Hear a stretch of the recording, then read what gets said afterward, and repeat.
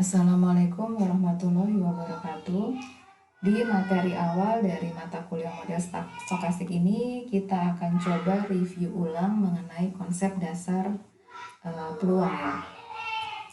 Nah, sebagai pengantar, karena mata kuliah kita berjudul stokastik, mungkin saya coba definisikan terlebih dahulu ya, apa sih yang dimaksud dengan stokastik. Stokastik itu berasal dari bahasa Yunani yang artinya random atau change ya. Artinya stokastik ini adalah suatu kejadian yang sifatnya tidak bisa kita prediksi dengan pasti ya. Karena ada sifat ketidakpastian atau sifat acak. Nah, berdasarkan Kamus Besar Bahasa Indonesia, stokastik itu juga didefinisikan suatu kejadian yang mempunyai unsur peluang atau kebolehjadian. Nah, karena stokastik ini adalah kejadian yang sifatnya tidak pasti, berarti kita bisa lihat lawan kata dari stokastik itu adalah deterministik ya, atau pasti. Nah, sekarang kita coba bedakan ya, apa sih yang dimaksud dengan model deterministik dan apa yang dimaksud dengan model stokastik ya. Nah, model deterministik sesuai dengan namanya ini adalah model yang sifatnya pasti. Jadi artinya keluaran atau output dari suatu model itu bisa ditentukan secara pasti oleh nilai parameter dan kondisi awal. Jadi artinya kalau kita berikan input yang sama, maka outputnya itu selalu memberikan hasil yang sama pula. Sebagai contoh, misalkan saya punya persamaan F sama dengan 32 ditambah 9 per 5C. Persamaan ini adalah persamaan yang mengkonversi suhu derajat Celcius ke dalam derajat Fahrenheit ya. Ini adalah salah satu contoh persamaan yang merupakan model deterministik. Sebagai ilustrasi, misalkan kita ambil atau misalkan kita mengukur suhu suatu ruangan, katakanlah suhu di suatu ruangan itu suhunya sebesar 30 derajat Celcius ya. Nah, kalau kita hitung, kalau kita ubah ke dalam skala Fahrenheit, maka bisa kita hitung dengan persamaan yang diberikan, maka suhu ruangan tersebut besarnya adalah 86 derajat Fahrenheit. Nah, katakanlah sekarang kita tidak mengukur satu ruangan, tapi misalkan kita mengukur beberapa tempat atau beberapa ruangan. Katakanlah kita mengukur 100 ruangan, ya, 100 ruangan atau 100 tempat, ya. Kemudian katakanlah dari 100 ruangan, ini sama-sama suhunya sebesar 30 derajat Celcius. Maka karena ini adalah model yang deterministik, pasti semua ruangan, 100 ruangan, ini pasti besar suhunya dalam skala Fahrenheit itu sebesar 86 derajat Fahrenheit ya.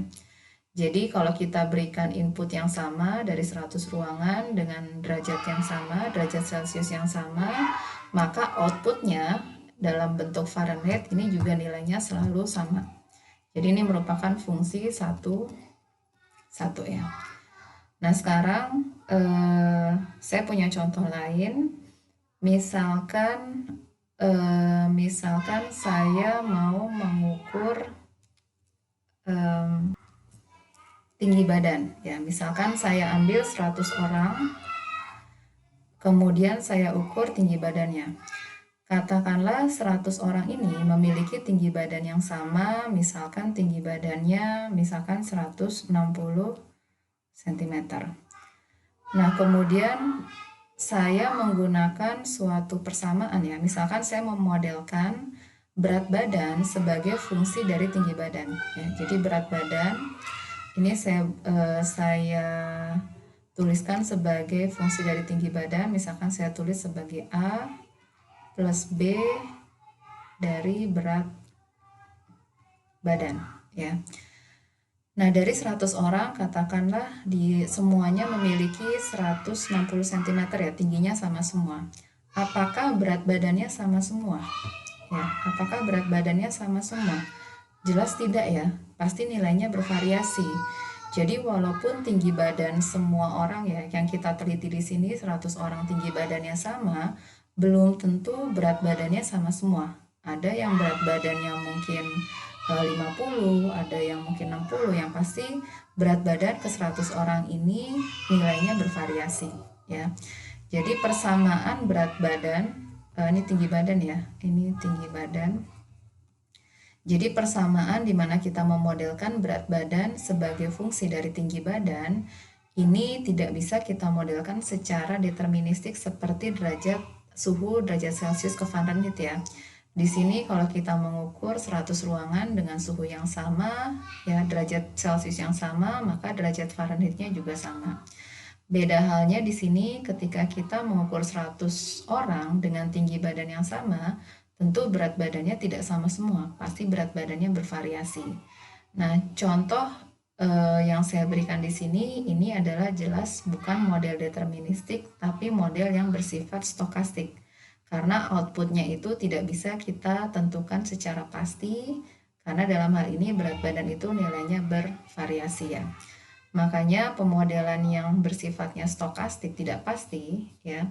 Ini contohnya seperti ini ya. Jadi saya tuliskan sebagai Y sama dengan A plus BX ditambah E. Ya, ini biasanya kita sebut sebagai residual.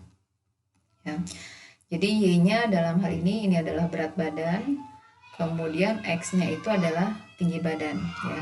Jadi untuk menentukan berat badan seseorang itu tidak bisa secara pasti kita tentukan hanya dengan mengandalkan tinggi badan ya. Jadi selalu ada faktor lain ya, residual, selalu ada faktor lain yang mempengaruhi berat badan seseorang selain tinggi badan. Ya, jadi kita modelkan secara stokastik. Sedangkan deterministik, contoh lainnya ini kita tuliskan Y sama dengan A plus BX, di mana ini adalah model deterministik karena kita menentukan nilai Y itu secara pasti ditentukan oleh X. Ya, ini adalah model deterministik. Jadi model stokastik ini kalau kita definisikan adalah model di mana outputnya itu bisa memberikan nilai yang berbeda ya, karena modelnya itu memiliki sifat ketidakpastian ketika kita berikan nilai parameter dan kondisi awal yang sama ya, seperti ini ya. Jadi nilai awalnya sama, outputnya bisa bervariasi. Contoh lain dari model stokastik misalkan pada kasus pelemparan dadu ya, atau pelemparan koin. Setiap kita melakukan kondisi awal yang sama, tentu kita bisa mendapatkan output yang berbeda ya. Kalau dadu mungkin sisinya bisa 1, 2, 3, 4, 5, atau 6 ya. Kemudian kalau harga saham juga ini tentu masuk ke kategori model stokastik, karena harga saham yang kita amati dari waktu ke waktu itu kan nilainya tidak selalu sama. Ya, jadi nilainya selalu bervariasi. Tentu pemodelannya tidak bisa kita gunakan dengan model deterministik ya. Nah, nanti saya akan definisikan lagi ya. Di materi berikutnya nanti akan saya definisikan secara formal ya dalam bahasa matematika apa yang dimaksud dengan stokastik ya. Cuma dari sini kita bisa dapat gambaran model stokastik itu adalah model yang bersifat probabilitas ya, ada ketidakpastian di dalam pemodelan stokastik.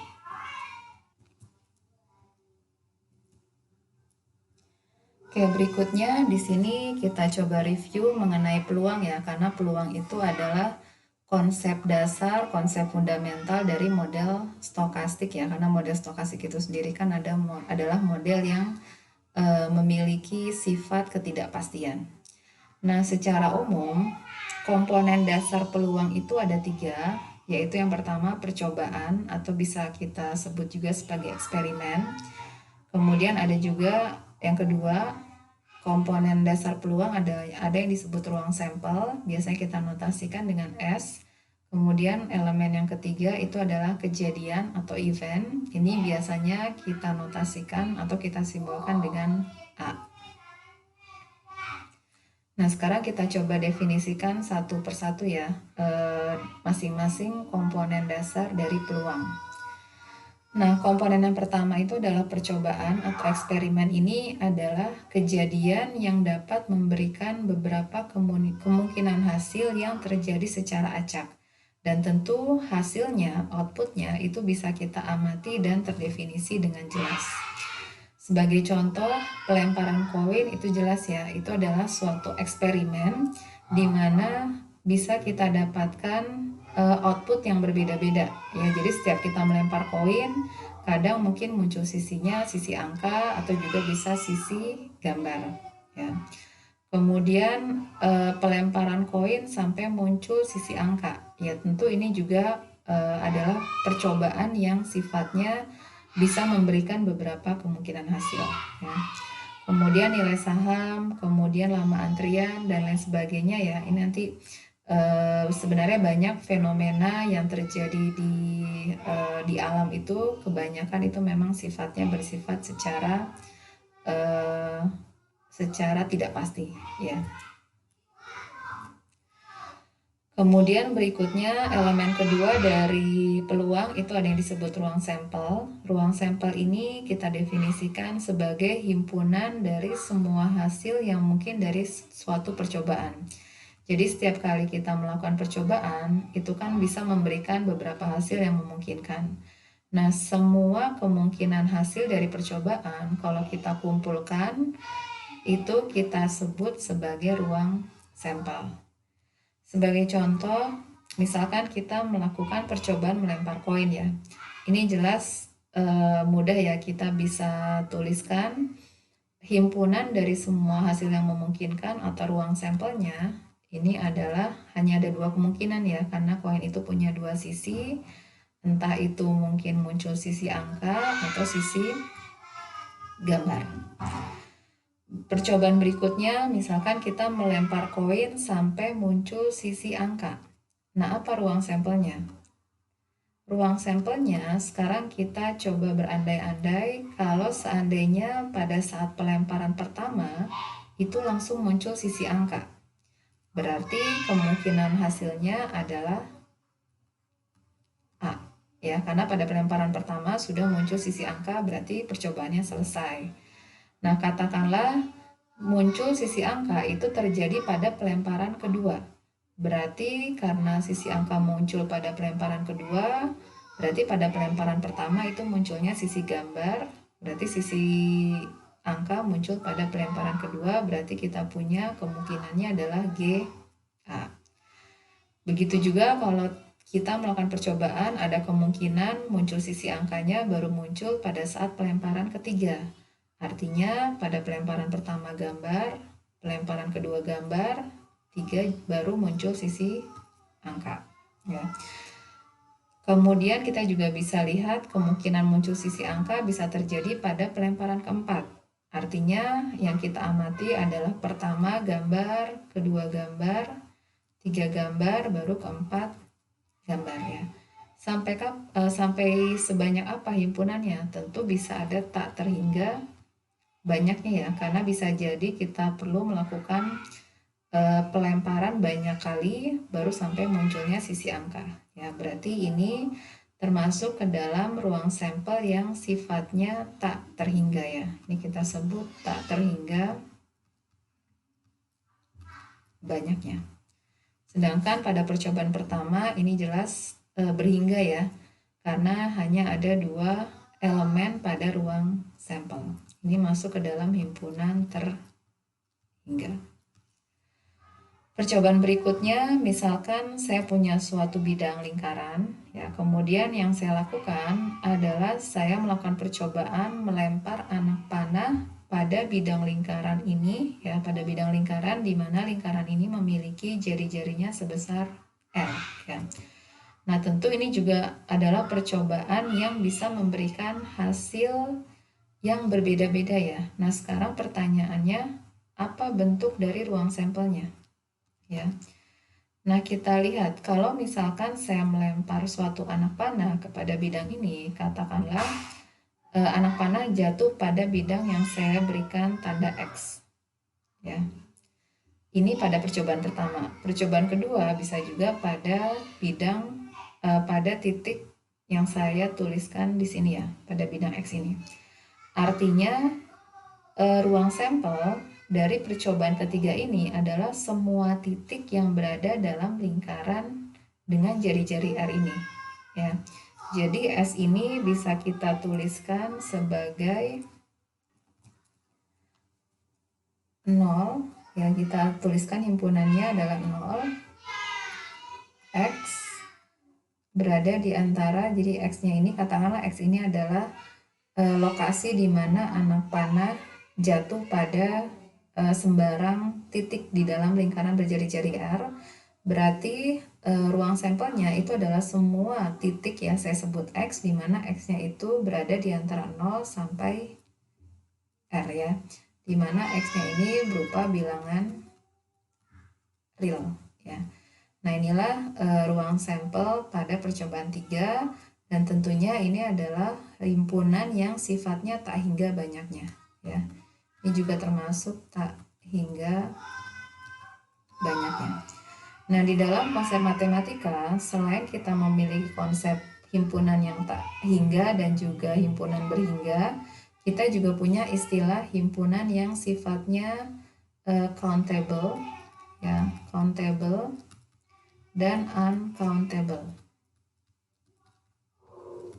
Countable ini artinya terhitung, sedangkan uncountable itu artinya tak terhitung. Nah, sekarang kita coba lihat dari ketiga percobaan yang saya berikan di sini, kita bisa lihat bahwa percobaan pertama ini adalah percobaan di mana ruang sampelnya itu bersifat countable ya, atau terhitung. Ini jelas dia terhitung. Nah, bagaimana dengan percobaan kedua? Percobaan kedua ini masuk ke dalam himpunan yang sifatnya juga terhitung ya. Terhitung. Kemudian percobaan ketiga ini adalah percobaan yang jelas tak terhitung ya, atau uncountable. Nah, apa bedanya terhitung dengan tak hingga ya? Kalau terhitung itu kalau tak hingga itu kan jelas ya, maksudnya memang ada tak hingga banyaknya. Tapi kalau konsep terhitung dan tak terhitung, terhitung itu artinya kalau kita memiliki suatu himpunan, kalau misalkan kita urutkan ya, bilangan di dalam suatu himpunan, kita katakan terhitung, artinya ketika kita urutkan tidak ada satupun bilangan yang terlewatkan. Itu kita sebut terhitung. Sedangkan tak terhitung itu adalah himpunan di mana kalau kita coba urutkan ya bilangannya, pasti selalu ada bilangan yang terlewat. Contohnya misalkan saya punya suatu himpunan dari 0 dan 1 ya, dimana himpunan 0 dan 1 ini merupakan bilangan real ya. Jadi saya punya skala bilangan real ya, misalkan saya ambil intervalnya dari 0 sampai 1. Nah, himpunan bilangan dari 0 sampai 1 ini jelas adalah himpunan yang sifatnya tak terhitung ya. Karena kalau kita coba urutkan bilangan di antara 0 dan 1, itu jelas pasti selalu ada bilangan yang terlewat. Misalkan saya urutkan mulai dari 0, kemudian 0,1, kemudian 0,2. Jelas kalau kita urutkan pasti ada bilangan yang terlewat. Karena di antara 0 dan 0,1 itu pasti ada bilangan lain yang belum kita urutkan. Katakanlah kita urutkan 0, kemudian 0,01 dan seterusnya. Ini jelas di antara 0 dan 0,01 pasti ada bilangan yang belum kita urutkan ya. Jadi tak terhitung itu artinya ketika kita mencoba mengurutkan bilangan, itu selalu ada bilangan yang terlewatkan. Nah, jadi pada percobaan 3 ini jelas ya, ini adalah bilangan real ya. Ketika kita mau mencoba mengurutkan elemen pada himpunan ini ya, elemen atau bilangan di dalam himpunan ruang sampel percobaan 3 ini tidak akan pernah kita bisa urutkan ya, dari yang terkecil sampai terbesar, karena selalu ada bilangan yang terlewatkan. Sedangkan percobaan 2 walaupun dia sifatnya tak hingga banyaknya, tapi masih bisa kita urutkan ya. Kita urutkan dari A, GA, GGA, dan seterusnya, dan tidak ada elemen satupun yang terlewatkan. Jadi ini walaupun tak hingga banyaknya, tapi dia sifatnya tak terhitung. Ya. Nah, di sini saya juga ada percobaan lain, nanti mungkin silakan dibuat latihan ya. Ditentukan bagaimana ruang sampel dari percobaan 5 dan percobaan 6. Oke, sekarang untuk elemen yang ketiga ya, kita punya kejadian. Kejadian itu adalah himpunan bagian atau subset dari ruang sampel. Misalkan saya mengambil contoh percobaan kedua, melempar koin sampai muncul sisi angka. Nah, yang dimaksud dengan kejadian, misalkan saya definisikan kejadian A itu adalah perolehan sisi angka sebelum pelemparan keempat. Nah, bagaimana bentuk atau himpunan dari kejadian A ini? Maka di sini bisa kita tuliskan himpunan dari A ya. Karena perolehan A sisi angka sebelum pelemparan keempat, artinya sisi angka bisa jadi muncul pada pelemparan pertama. Berarti kemungkinan pertama kita punya A ya. Kemudian sisi angka juga bisa muncul pada pelemparan kedua, berarti kita punya kejadian ya, elemen dari himpunan A ini adalah GA. Kemudian juga kita punya GA, artinya ini pelemparan perolehan sisi angka terjadi sebelum pelemparan keempat ya, atau terjadi pada pelemparan ketiga. Kemudian karena di kejadian A ini adalah perolehan A sebelum pelemparan keempat, ya tentu kita hanya membatasi kejadian A ini cukup sampai pelemparan ketiga, di mana pelemparan ketiga itu kita peroleh sisi angka ya. Nah, ini yang kita sebut sebagai kejadian A, dan jelas ini adalah subset dari ruang sampel yang tadi sudah kita definisikan di slide sebelumnya.